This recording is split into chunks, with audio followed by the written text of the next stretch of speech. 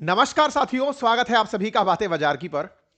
साथियों, पिछले साल 2025 में स्टॉक मार्केट का जो हाल रहा, उसके बाद एक बहुत ही कॉमन क्वेश्चन आपको अपने घर परिवार में सुनते हुए मिला होगा। स्टॉक मार्केट में पैसा लगाने से रिस्क बढ़ता है, तो नए निवेशकों को घर में समझाइश दी गई कि देखो बेटा, स्टॉक मार्केट तुम्हारे लिए सेफ इन्वेस्टमेंट नहीं है। और यह बात कहीं ना कहीं पिछले साल जाकर के ऐसा लगा कि हमारे घर वालों की बातें, सामान्यतः जो मध्यम वर्गीय परिवार हैं, जो अक्सर अपने बच्चों को शेयर बाजार से ये कहकर डराते हैं कि ये तो जुआ है, ये तो सट्टा है, उनकी बातें लोगों को लगा कि यार बेचारे सही कहते थे, हम सुनते नहीं थे। पेरेंट्स जिन्होंने हमें इतनी शिक्षाएं दी, हमने उनको कभी इग्नोर कर दिया था, कहीं ना कहीं गड़बड़ रह गई। देखो, कई बार ऐसा होता है कि उनकी बात भी सही निकलती है। ऐसा हुआ कि स्टॉक मार्केट ने पिछले साल जैसा वो रिटर्न देता आ रहा था वैसा नहीं दिया। और सबसे बड़ी मुसीबत यह है कि हम ओवरऑल मेजर करते हैं सेंसेक्स और निफ्टी को कि बाजार इतना परसेंट एनुअलाइज रिटर्न दे रहा है, लेकिन आप सेंसेक्स और निफ्टी में स्टॉक थोड़ी ले रहे होते हैं। निफ्टी का तो अभी एनएसई, निफ्टी का और सेंसेक्स में ही तो आप थोड़ी ना ट्रेड कर रहे होते हैं। आप तो उसके अंदर घुसे हुए जितने भी कंपनी के स्टॉक्स हैं उनमें निवेश कर रहे होते हैं। और आपने जो स्टॉक लिया वो उठेगा या नहीं, इसकी कौन गारंटी लेगा। आप आईटी का स्टॉक लेकर बैठे हुए हैं कि रियलिटी का लेकर बैठे हुए हैं, कि आप किस तरह का स्टॉक, आप बैंक का स्टॉक लेकर बैठे हुए हैं। बढ़िया, अगर किसी ने बैंक के स्टॉक लिए थे तो बढ़िया रिटर्न भी देखे होंगे, आईटी का देखे होंगे तो पनिशमेंट भी लिए होंगे। तो कहने का मतलब यह है कि बाजार में जब कोई देखकर बिल्कुल पिक्चर बताता है, तो ये बिल्कुल वैसे जैसे यूपीएससी का रिजल्ट हर साल आता है, हर साल इतने बच्चे आईएएस बनते हैं, लेकिन कौन ये बताए कि साहब पिछली बार जितने लोग तैयारी कर रहे थे, जितनों का पिछली बार प्री क्लियर हुआ था, उतनों का इस बार नहीं हुआ। या फिर जिन जिन का पिछली बार प्री हुआ था उनका इस बार प्री भी नहीं हुआ, या जिनका लास्ट ईयर मेंस हो गया था उनका इस बार प्री भी नहीं हुआ। ये माइन्यूट ऑब्जर्वेशन वाली बात है। आज हम चर्चा ये क्यों कर रहे हैं? हम चर्चा इसलिए कर रहे हैं क्योंकि घूमते घुमाते एक बात हम तक भी पहुंच गई, और पहुंचने वाली बात यह थी कि सर इससे अच्छा तो एफडी ही होता है, फिक्स डिपॉजिट ही होता है। आज हम इस बात के ऊपर सारे तर्क रखने वाले हैं, क्या वाकई में स्टॉक मार्केट निवेश और फिक्स डिपॉजिट कराने में एफडी सुरक्षित के साथ साथ क्या बेस्ट रिटर्न भी देती है। इस बात को बताने के लिए हम कुछ तथ्य रखेंगे, कुछ मार्केट रिपोर्ट्स रखेंगे, कुछ न्यूज रखेंगे, रेफरेंसेस रखेंगे। हम इन्वेस्टमेंट का आपको एडवाइस नहीं दे रहे हैं कि आप जाइए एफडी करा लीजिए, कि आप जाइए आप इन्वेस्टमेंट स्टॉक में कर लीजिए या फिर कहीं क्रिप्टो में कर लीजिए। हम आपके सामने एक एनालिसिस रख रहे हैं। आप भी अगर इससे वास्ता रखते हो तो सेशन के एंड में थम्स अप कर दीजिएगा और किसी से शेयर कर दीजिएगा। और हाँ, अगर आपको लगता है कि हाँ इसके साथ साथ ये बात रिलेटेबल है, मुझे कुछ लगता है कि इसमें ऐड करना है, तो कमेंट में बताइएगा। ठीक है, चलिए एक चर्चा करते हैं। चर्चा ये है कि वर्ष 2025 की जुलाई तक भारत के बाजार में एक मार्केट की न्यूज थी कि भारत फिफ्थ लार्जेस्ट ट्रेडिंग के लिए मार्केट कैप के हिसाब से बाजार भी बना हुआ है। बाजार का वर्ल्ड में शेयर 4% के आसपास है। 2025 के अंत तक जब हम पहुंचे, ट्रंप का इफेक्ट पूरी तरह व्याप्त हुआ, बाजार गिरना शुरू हुआ। 2026 की शुरुआत भी कोई खासी अच्छी नहीं रही। इसी वजह से इन्वेस्टमेंट के और ऑप्शंस पर आपने देखा होगा लोगों का बहुत ध्यान गया है। आपने इन दिनों अगर देखा हो तो गोल्ड और सिल्वर पर लोगों ने खूब इन्वेस्टमेंट मारा है। अपने तो कई सेशंस में हमने डेट वाइज दिखाया है कि भाई इस दिन सिल्वर इतना था, आज सिल्वर इतना है। कल ही अपने एक सिल्वर पर सेशन किया था, उसमें हमने देखा था कि सिल्वर कहां से कहां पहुंच गया। तो लोगों ने क्या किया कि जब स्टॉक मार्केट के साथ साथ दिक्कतें शुरू हुई, यानी कि स्टॉक मार्केट में, पहले इस क्वेश्चन का आंसर कर लें कि स्टॉक मार्केट में दिक्कत आती क्यों है, पहले मतलब इसका आंसर कर लेते हैं, फिर आगे की तरफ और बातों को कर लेंगे। देखो, स्टॉक मार्केट में कंपनियां डील कर रही होती हैं। कंपनियां मतलब तमाम प्रकार के जो प्रोडक्ट्स लेकर के बाजार में कंपनियां बैठी हैं, जिन्हें माल बेचना है, डिमांड सप्लाई पर काम करना है, उनके स्टॉक लिस्टेड हैं, है ना। या तो डिमांड सप्लाई में सर्विस दे रही हैं, गुड्स दे रही हैं। ऐसे में बाजार में अगर डिमांड पिट रही है या सप्लाई हिट हो रही है, दोनों में से कोई सी भी चीज किसी भी रिवर्स डायरेक्शन में अपनी अपेक्षा से परे चलने लग जाए, डिमांड घटने लग जाए, सप्लाई बढ़ने लग जाए, तो ये बाजार गिराने वाले फीचर बन जाते हैं। और ऐसा डोमेस्टिक तरीके से हो रहा है या फिर ग्लोबलाइजेशन की वजह से हो रहा है, तो बाजार पर ग्लोबलाइज घटनाओं का भी असर पड़ने लग जाता है। अगर ग्लोबलाइजेशन की वजह से हुआ है तो ग्लोबलाइज घटनाओं का, जैसे ट्रंप ने यूक्रेन के कारण रशिया से तेल खरीदने पर बैन किया। अब बैन किया तो इंडिया के ऑयल स्टॉक नीचे आ गए। सेम उसी तरह से भारत ने ईओ के साथ ट्रेड करने की बात की, हो सकता है जो कंपनियां हिट हो वो ऊपर चढ़ जाएं। मतलब सिंपल सी बात यह है कि स्टॉक के अंदर एक जो कॉमन सेंस डिराइव होता है वो ये कि बाजार हमेशा इस बात को पहले से ही देख रहा होता है कि हाँ भाई, हमारा डिमांड सप्लाई किस तरह से प्रभावित होगा।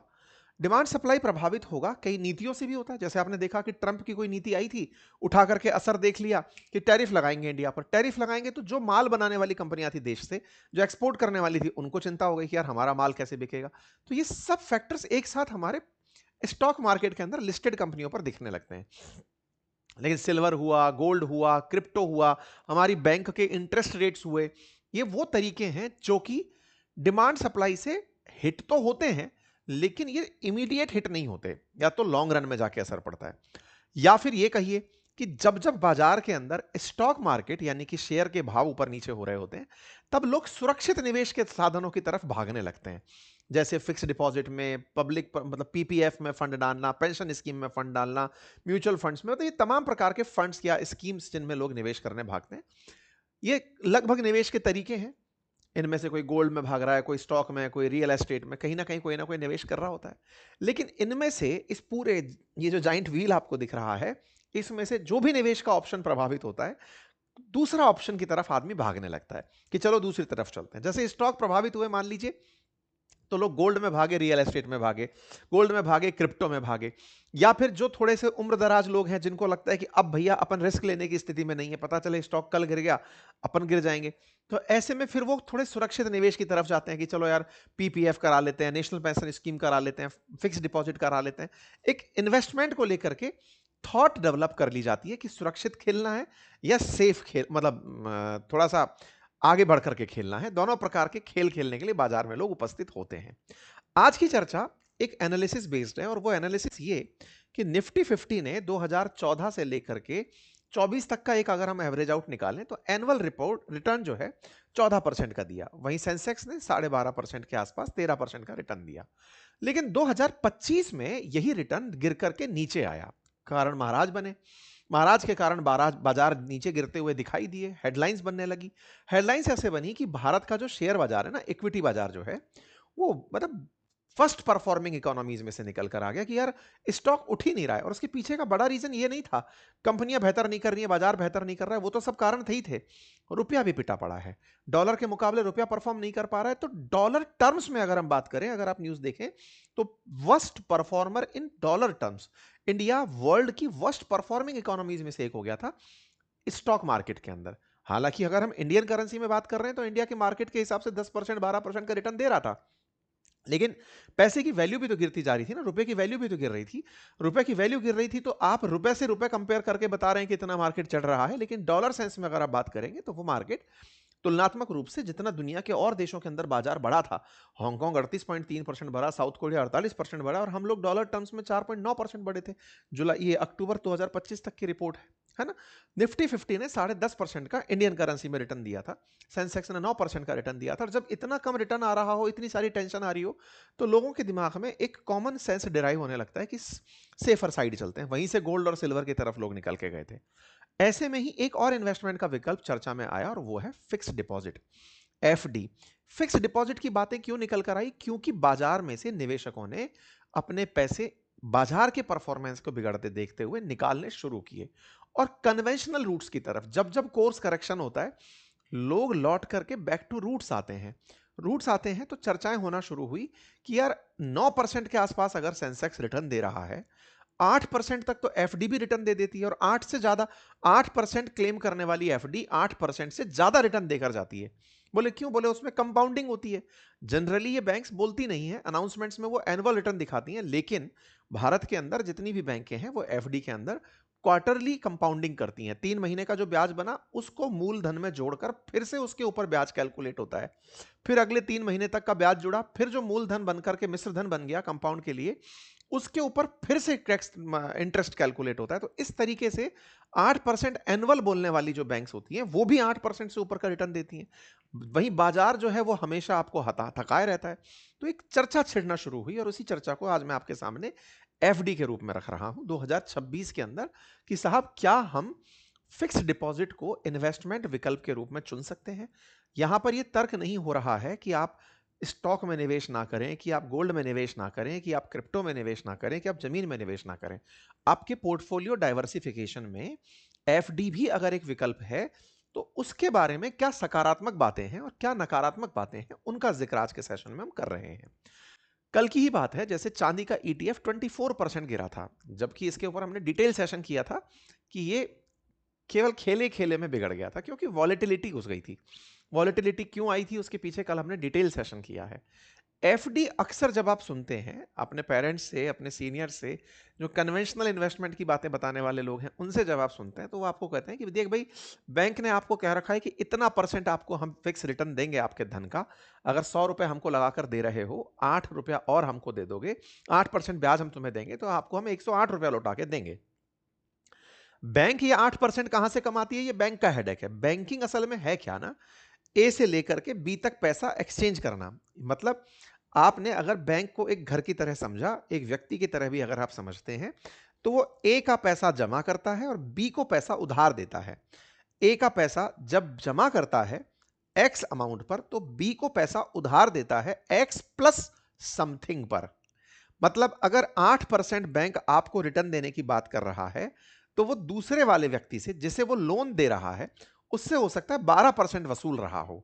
आपके पैसे को घुमाने की एक संस्था है बैंक। बैंक की सबसे बड़ी टेंशन ही ये है, पैसा घुमाने की जो यूनिट बना हुआ है ना बैंक। असल में बैंकिंग पहले यही होती थी। आजकल तो बैंकिंग के नाम पर इंश्योरेंस बिक रहे हैं, म्यूचुअल फंड्स बिक रहे हैं, सब कुछ ही बिक रहा है बैंकिंग के अलावा। बैंक तो आजकल आप एटीएम से करके, यूपीआई से करके निकल ले रहे हैं। एटीएम भी लगभग अब तो बंद से ही दिखने लगे हैं। लेकिन आप लोगों ने बैंक को अगर सही में समझा हो कि बैंक की कमाई पहले तक क्या हुआ करती थी, जब तक बैंकर्स आपको फिक्स डिपॉजिट के अलावा म्यूचुअल फंड बेचना नहीं चाहते थे या फिर इंश्योरेंस बेचना नहीं चाहते थे, तब तक क्या होता था?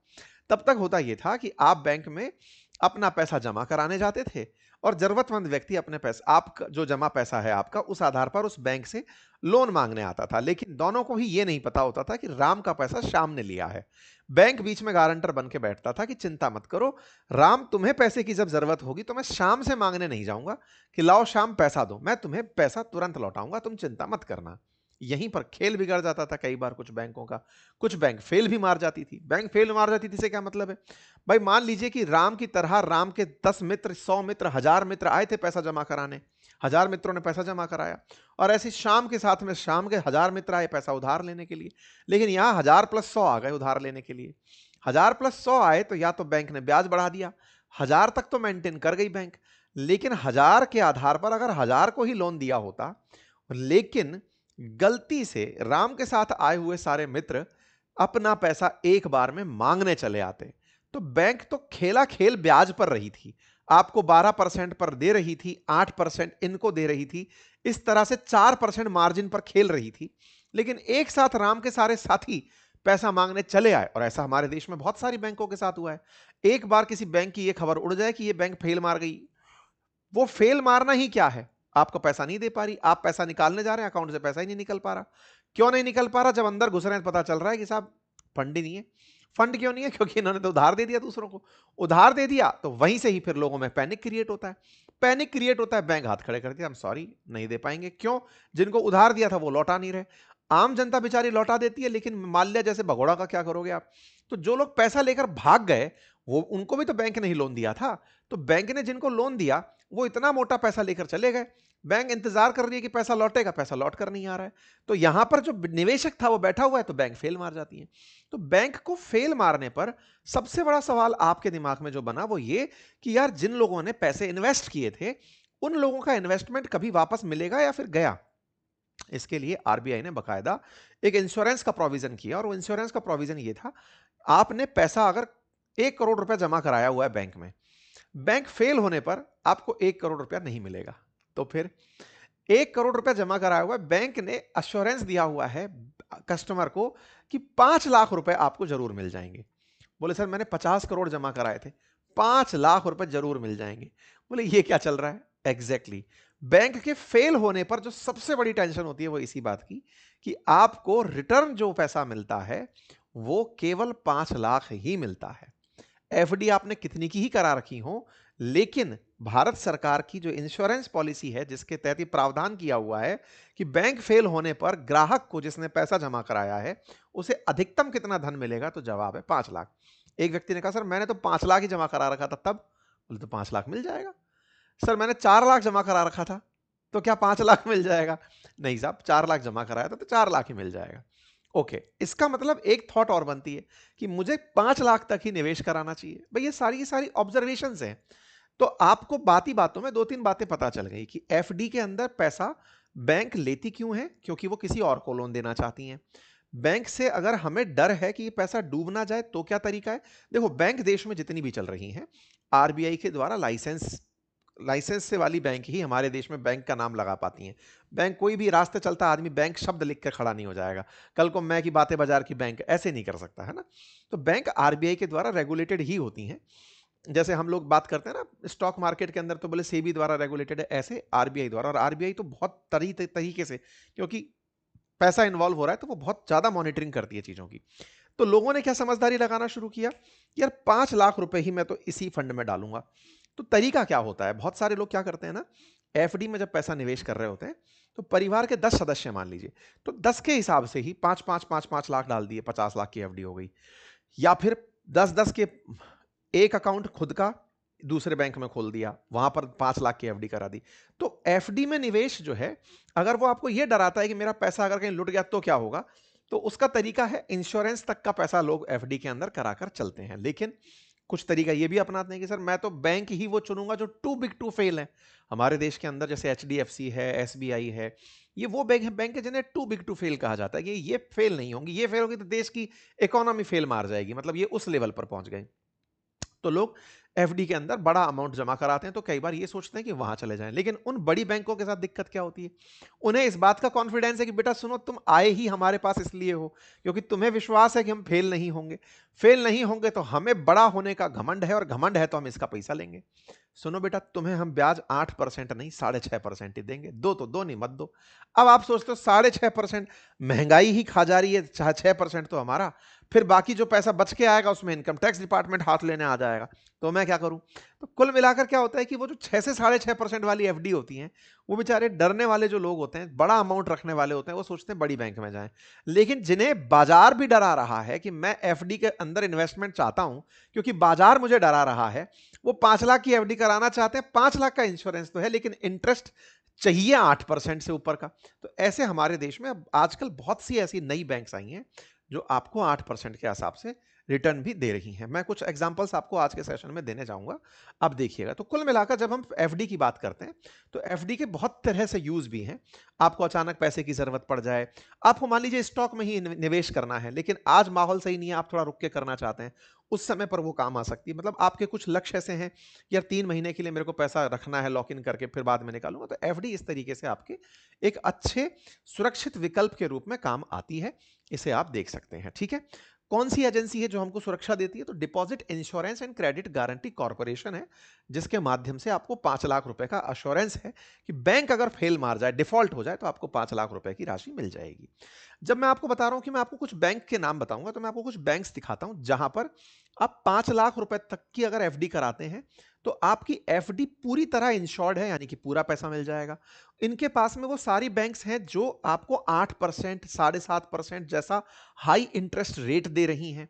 तो अगर आप चल करके इन बैंक्स को देखें, जैसे यहां पर लिस्टेड हैं ये सारी की सारी बैंक गिनती से, आप इनमें अगर इंटरेस्ट रेट देखें 8%, 7.5%, 7.5%, बढ़िया इंटरेस्ट है। जहां पर आप अगर टू बिग टू फेल वाली बैंक में देखेंगे तो वहां इंटरेस्ट रिटर्न थोड़े कम है, क्योंकि उन्हें घमंड है कि तुम ज्यादा पैसा जमा कराने हमारे पास आ सकते हो। लेकिन इनके साथ में क्या है, छोटी बैंक है तो आपको डर है कि अगर कहीं फेल मार जाए तो आप इंश्योरेंस के साथ कि 5 लाख तक तो डूबने देगी ही नहीं सरकार। तो जब डूबने नहीं देगी, क्योंकि आपकी पॉलिसी एफडी जो है वो इंश्योर्ड है, तो आप देख सकते हैं ये तमाम बैंक्स हैं जो बढ़िया आपको रिटर्न एफडी के ऊपर दे रही हैं, क्योंकि आपकी जो एफडी है वो डीआईसीजीसी के द्वारा पहले ही प्रोटेक्टेड है, और ये भारत सरकार गवर्न करता है ताकि आपकी एफडी ना टूटे, मतलब आपकी एफडी डूबे ना, पैसे ना डूबे। आप इस प्लेटफॉर्म के थ्रू 5 लाख तक की एफडी कराकर, क्योंकि आप ढूंढने निकलेंगे कि मैं कौन सी बैंक में जाकर के ढूंढूं, तो यहां पर एक ही जगह पर आपको ये सारी बैंक्स मिल जाती हैं। आप यहां पर जाकर अपना पैसा निवेश कर सकते हैं। इस स्टेबल मनी नाम के प्लेटफॉर्म का मैंने लिंक आपको कमेंट बॉक्स में पिन किया हुआ है, जहां जाकर आप डायरेक्टली उन बैंक्स में निवेश कर सकते हैं। और तो और जब आप अपनी एफडी कराएंगे तो ये आपको यहां से प्रॉपर उसकी रिसीट देंगे, और ये अपने पास नहीं रखते इस पैसे को, ये सीधा बैंक में ही भेज रहे हैं। ये आपको एक जगह एग्रीगेटर की तरह काम कर रहे हैं कि आपको वो सारी बैंक वहां दिख रही हैं।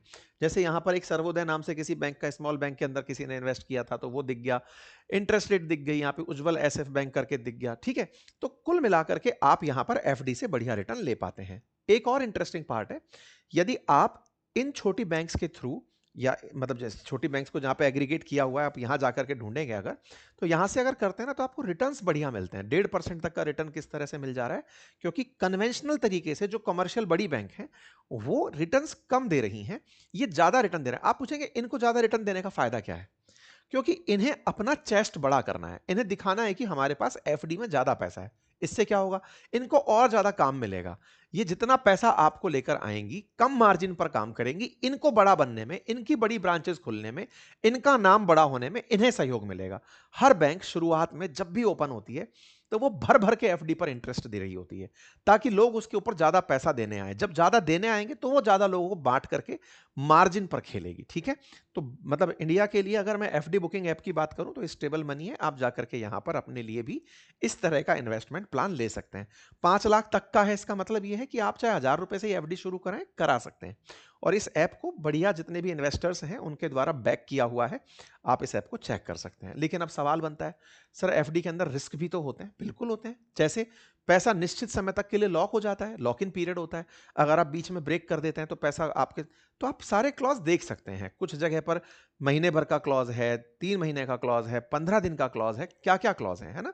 दूसरा, सर एफडी पर जो रिटर्न्स आते हैं वो म्यूचुअल फंड और गोल्ड से कम आते हैं। रूल नहीं है ये, क्यों? क्योंकि असल मायने में आप जब म्यूचुअल फंड में निवेश करना सोच रहे थे, आपने कौन सा म्यूचुअल फंड सेलेक्ट किया, ये आपको कौन बताएगा? म्यूचुअल फंड्स में जनरली जब आपको रिटर्न दिखाए जाते हैं तो वो आपको पूरा पिछला रिकॉर्ड निकाल के दिखाते हैं कि 15 साल से इस फंड ने इतना रिटर्न दिया है एनुअल। आप सोचते हैं बहुत बढ़िया, लेकिन अगर आप उनसे ये पूछें कि बताओ 2025 में इस फंड ने कितना रिटर्न दिया, तो असल मायने में आंकड़े खुलकर सामने आते हैं, है ना। लेकिन एफडी में जो सबसे इंपॉर्टेंट बात होती है वो होती है अश्योरेंस, कि हाँ भाई इतना रिटर्न बोल दिया तो इतना आएगा, और इस रिटर्न में कंपाउंडिंग का बड़ा खेल चल रहा है। मतलब 8% बोला है लेकिन इंटरेस्ट क्वार्टरली कैलकुलेट हो रहा है, तो 8% बोलकर भी 8% से ज्यादा रिटर्न दे जाती हैं एफडीज। इस बात को ध्यान रखते हुए आप अपनी बैंक से भी कंफर्म करा सकते हैं, आप इस प्लेटफॉर्म से भी कंफर्म करा सकते हैं। ये बढ़िया अपने आप में पॉइंट है इन्वेस्टमेंट के लिए। मैं ये नहीं बोल रहा कि बाकी इन्वेस्टमेंट के ऑप्शंस गलत हैं, मैं ये बोल रहा हूं कि अगर आप एफडी को एज एन अपने लिए इन्वेस्टमेंट ऑप्शन चुनते हैं तो यहां पर ये जो मैंने बातें कही हैं इनका महत्व है, आप इन्हें मतलब सोच सकते हैं। दूसरा, एफडी के ब्याज पर टैक्स लगता है क्या? बिल्कुल लगता है भाई। आपका जो आपकी कमाई है, ब्याज की जो कमाई है, उस पर जिस कैटेगरी में इंटरेस्ट रेट में आप आकर जाते हैं वहां के हिसाब से आपका टैक्स लगता है। तो इसको लेकर कुछ मिथ बनते हैं कि इसका मतलब तो ये हुआ कि एफडी कम ही रिटर्न देती होंगी। नहीं, एफडी चूज करनी पड़ती है कि कौन सी बैंक अच्छा इंटरेस्ट दे रही है, आप उसके साथ जाइए।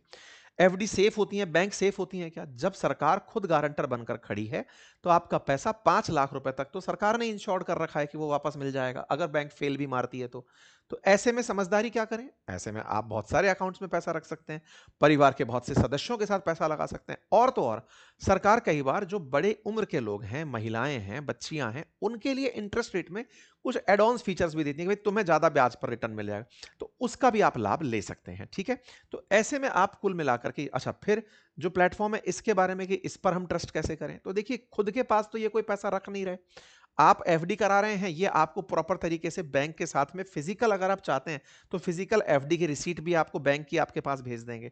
तो ये केवल एग्रीगेटर हैं, जैसे आप अमेजन फ्लिपकार्ट की तरह से सोचते हैं कि वहां से सामान खरीदते हैं, ऐसे ही आप इनके प्लेटफॉर्म से एफडी खरीद रहे हैं, तो आप इस प्लेटफॉर्म की तरह से इसे यूज कर सकते हैं। ठीक है, अच्छा अब सवाल बनता है कि अ, जब हम बात कर रहे हो एफडी की, तो इस समय पर एफडी के पीछे का क्या लॉजिक है? तो देखिए बैंक कितना परसेंट पर आपको ब्याज देगी ये तय होता है बैंक को आरबीआई ने कितना परसेंट पर ब्याज दिया हुआ है रेपो रेट के माध्यम से। तो जब बैंकों को ज्यादा पैसे ब्याज पर धन मिला है आरबीआई से, तो वो ज्यादा ब्याज डिस्ट्रीब्यूट करती हैं, ज्यादा ब्याज वसूलती हैं लोन देने में, और आपके साथ भी ब्याज के केस में वही सेम खेला खेलती हैं। इसीलिए ध्यान रखिए कि भारत का बाजार चूंकि जिस तरह से अभी डॉलर के सामने रुपया गिर रहा है, तो एफडी के अंदर इंटरेस्ट रेट ज्यादा दिया जा रहा है ताकि लोग सेविंग की तरफ बढ़ें, बाजार के अंदर महंगाई का स्तर ना आ जाए, ज़्यादा लिक्विडिटी होगी तो डिमांड्स इंक्रीज होंगी, तो कहीं उससे महंगाई ना आ जाए, तो इस तरीके से, ठीक है। अब आपको बेस्ट एफडी रिटर्न चाहिए तो आप क्या कर सकते हैं? तो सबसे पहले तो ये समझें कि जिस भी जगह आप इन्वेस्ट कर रहे हैं एफडी में, वहां कंपाउंडिंग, मैं बार बार 3-4 बार बोल चुका हूं, इसको ध्यान दीजिएगा, कंपाउंडिंग पर विशेष ध्यान दीजिएगा, पढ़िएगा कि वो 3 महीने में ही कंपाउंडिंग चक्रवर्ती तरीके से। एक तो होता है साधारण ब्याज, साधारण ब्याज का मतलब है कि मैंने आपको कह दिया कि 8% के हिसाब से आपको ब्याज मिलेगा, तो 8% का ब्याज मिलेगा, सालाना के हिसाब से मिलेगा, 100 रुपए के ऊपर 8 रुपए, 108 बन गया। अगले साल फिर इस 108 पर फिर आपको 100 रुपए के मतलब 8% के हिसाब से मिलेगा, या फिर 108 की जगह 100 रुपए पर अगली बार फिर से 8 मिलेगा। 100 रुपए पर 8 मिल रहा है, साधारण इंटरेस्ट चल रहा है। कंपाउंड इंटरेस्ट में क्या हो रहा है कि 100 पर 8%, फिर अगली बार 108 पर 8%, फिर जो बन के आया उस पर 8%। ये कंपाउंडिंग हुई चक्रवर्ती। इसमें भी बैंक क्या करती है, 3 महीने के अंदर कंपाउंडिंग कर दे रही है, यानी कि 3 महीने का जो ब्याज बना उसका कंपाउंडिंग हुआ। तो 3 महीने का ब्याज बना मान लीजिए 2 रुपया, तो 102 हुआ, 102 के ऊपर मिश्र धन के ऊपर फिर 8% इंटरेस्ट। इस तरीके से आपकी बैंक में कंपाउंडिंग होती है, तो ये ध्यान रखिएगा, इससे कमाई बढ़ती है, ठीक है। फैमिली के साथ में आप स्ट्रक्चर कर सकते हैं, एफडी को लैडर कर सकते हैं कि इस महीने में इतनी कराऊंगा, 12 महीने बाद में जब ये पूरी होगी तब ये उस समय पैसा मिलेगा जब मुझे विदेश घूमने जाना है, या फिर मुझे मेरी बाइक खरीदनी है, या शादी के लिए पैसा इकट्ठा करना है। आप लैडरिंग कर सकते हैं, है ना। इमरजेंसी के हिसाब से फंड को आप मैनेज कर सकते हैं। बस ये कुछ टिप्स हैं।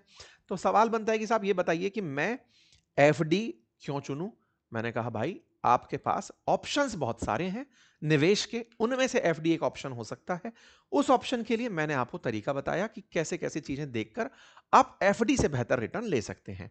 और ज्यादा जानकारी के लिए मैंने लिंक कमेंट बॉक्स में पिन कर दिया है, आप जाकर स्टेबल मनी को एक बार चेक कर लीजिए। धन्यवाद।